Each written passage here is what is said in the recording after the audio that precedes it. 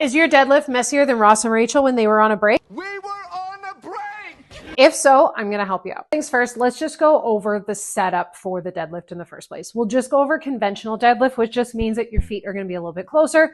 There is also a sumo or wide stance deadlift where your feet are wider apart and your hands are in the middle. You want to be starting with your feet approximately shoulder or hip width apart. You want to have the bar pretty much touching your shins. This is the actual setup for lifting the bar up off the ground. So I want to make sure that the bar is touching my shins. My feet are about hip width apart. I'm going to grip the bar on the outside of my hands, and I want to make sure that there is a nice straight line between my armpit down to the bar. I don't want to be too far behind the bar, and I don't want to be too far forward. This is about right. Keeping in mind, I also want the weight in the heels of my feet and not in my toes so that I can make sure that I stand up straight. With my grip on the bar, what I want to do is I want to engage my lats.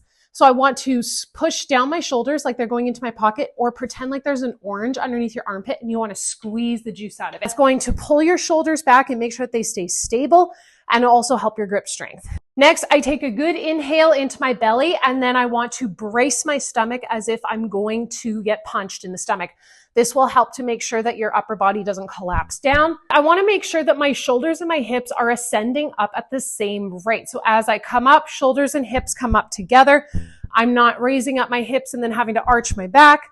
And alternatively, I'm not arching my back and then awkwardly bringing up my hips. All together, I take my breath in, engage my core, squeeze the oranges underneath my lats, push the floor away as I go to stand up. And I want to make sure that when I stand up, I just come to standing. I'm not arching my back. I'm not slumped over like this, just nice and tall. I do the exact opposite in reverse. Hips go back, shoulders and hips go down at the same time. Back to my starting position. Next time you're in the gym and you see one of these bad boys, bust it out and give it a shot.